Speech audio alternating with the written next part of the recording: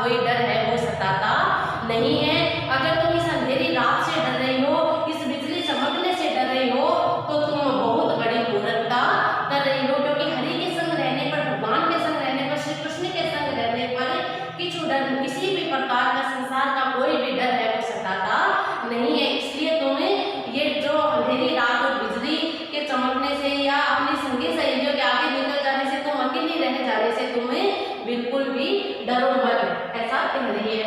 अगला पांचवा पद हम देखते हैं कि सखी है कलहु ने कबहु, कि हे सखी कबहु ने देखी मत आई। यहाँ पर इस पद में है राधा रानी, देखिए इस पहले पद में भी है कि दोनों का जो लौकिक प्रेम है, श्री कृष्ण और राधा का लौकिक प्रेम है, वो प्रकट हो रहा है कि संसार में हम सभी जानते हैं बहुत से ऐसे कार्य है वो लोक लाज के कारण है, वो नहीं कर पाते हैं, तो अपने प्रेम का इजहार नहीं करते हैं कि लोग क्या कहेंगे। वही बात यहाँ राधा रानी है, वो कहती है कि अगर मेरी साड़ी फट जाएगी, मेरे अंग दिखने लगेंगे तो मुझे लज्जा आएगी और संसार भर में मेरा अपयश फैलेगा। और यहाँ के लोग हम दोनों को जानते हैं तो हमारी बदनामी होगी, मेरे कुल की बदनामी होगी, इसलिए तुम मेरा रास्ता है वो छोड़ दो। मेरे से इस तरह की शैतान, इस तरह की जो तुम ये चंचलता कर रहे हो उसे तुम त्याग दो, छोड़ दो। इस तरह से लोक का यानी संसार का दुहाई है वो राधा रानी जी के द्वारा है वो दी जाती है श्री कृष्ण को। दूसरा पद है, अगला पद है इसमें राधा रानी अपने सखी से कहती है, अपने सखी से अपने मन की पीड़ा कहती है कि जब श्री कृष्ण यहाँ से गए थे तो वो मुझे एक तिथि तय करके गए थे, वापिस आने की एक तिथि बता के गए थे कि मैं इस तिथि को है वो वापस लौट कर राधा से मिलने अवश्य आऊंगा, लेकिन कह रहे हैं कि वो मैंने उन्हें अभी तक देखा नहीं है और जैसे जैसे वो तिथि निकट आ रही है मेरे विरह रहता है वो और अधिक बढ़ रही है, मैं उसमें और अधिक व्याकुल हो रही हूँ और अधिक मैं उसमें विरह व्यथा में जल रही हूँ। उसी का वर्णन करती है कि हे सखी कबहु ने देखी मत आई, मतलब यानी माधव श्री कृष्ण के लिए आया है कि मैंने श्री कृष्ण को है वो कभी नहीं देखा। कांप शरीर धीर नहीं मानस अवधि नियर भेलाई, अवधि यानी कि समय, नियर यानी कि निकट, कि जब श्री कृष्ण यहाँ से गए थे मथुरा गए थे तो वो मुझे एक निश्चित तिथि बता के गए थे कि इस तिथि को मैं वापस लौट कर आऊंगा, राधा से मिलने के लिए आऊंगा। तो कहते हैं कि हे सखी अवधि नियर भेलाई, जैसे जैसे वो समय जो समय सीमा वो बता के गए थे वो अवधि बता के गए थे, नियर यानी कि निकट वो समय है वो अवधि है वो जैसे जैसे निकट आ रही है मेरा शरीर है वो कांपने लगा है, मेरा शरीर है कंपायमान होने लगा है कहो और धीर नहीं मानस, मानस यानी मन में, और मेरे मन में है वो धैर्य है वो टूटता जा रहा है, मेरा धैर्य खत्म होता जा रहा है।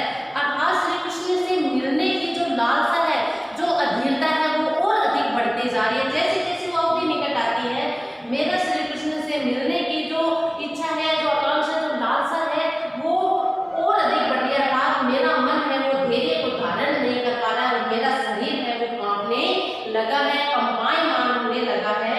माधव मास तिथि भयो माधव, माधव मास यानी कि यहाँ वैशाख का महीने के लिए आया, देखिए दो बार माधव आया लेकिन दोनों अर्थगत भिन्नता है यहाँ।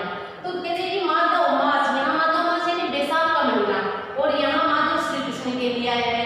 तो माधव मास तिथि भयो कि जब श्री कृष्ण गए थे तो उन्होंने वैशाख माह की एकादशी तिथि है वो निश्चित की थी वापिस आने के लिए, वापिस आकर मिलने के लिए उन्होंने वैशाख माह की एकादशी तिथि है वो निश्चित की थी। अवधि गए प्रिय मिला और इस अवधि पर आकर मेरे प्रियतम है वो मेरे से मिलेंगे। अवधि गई प्रिय गेला और कहते हैं कि वो मेरे से आकर है मेरे प्रियतम है वो मेरे मिलेंगे। और जाते से भी उन्होंने क्या कहा था, जाते समय भी कुछ जुग समूह परसी कर बल नहीं। तो कहते हैं कुछ जुग यानी होते हैं कि मेरे दोनों स्तन रूपी जो शिव है उनका स्पर्श करके उन्होंने सौगंध खाई थी कि मेरे कुछ जुग समूह यानी शिव बल नहीं यानी होता है शपथ है कि मेरे जो दोनों स्तन रूपी जो शिव है उनकी स्तनों को छूकर कसम खाई थी, शपथ ली थी वापिस आकर मिलने की, इसलिए मुझे उन पर पूरा विश्वास है वो और रहते परिस्थिति मोही भिला, मोही यानी कि मुझे इसलिए परिस्थिति यानी विश्वास कि मुझे उन पर है वो पूरा विश्वास है कि वो मेरे से मिलने के लिए अवश्य आएंगे, इसलिए मैं उन पर विश्वास है वो कर रही हूँ। यह कौन कहता है, और कहता है कि मृगमद चानन परिमल कुमकुम, सभी कहते हैं कि देखो ये परिमल यानी कस्तूरी चंदन का लेप, कुमकुम और चंद्रमा शीतलता प्रदान करने वाले हैं, ये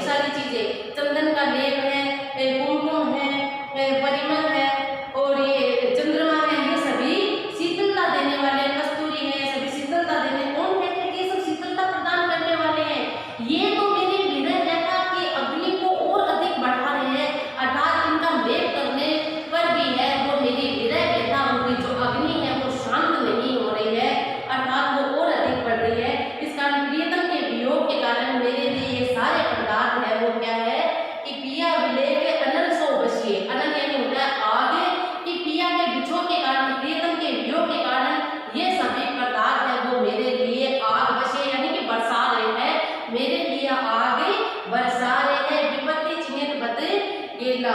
और कहते हैं कि विपत्ति चिन्हित, विपत्ति यानी कि विपत्ति के समय, मुश्किल के समय, चिन्हित यानी कि पहचान, पहचान कि विपत्ति के समय ये भले मन, भले यानी कि भले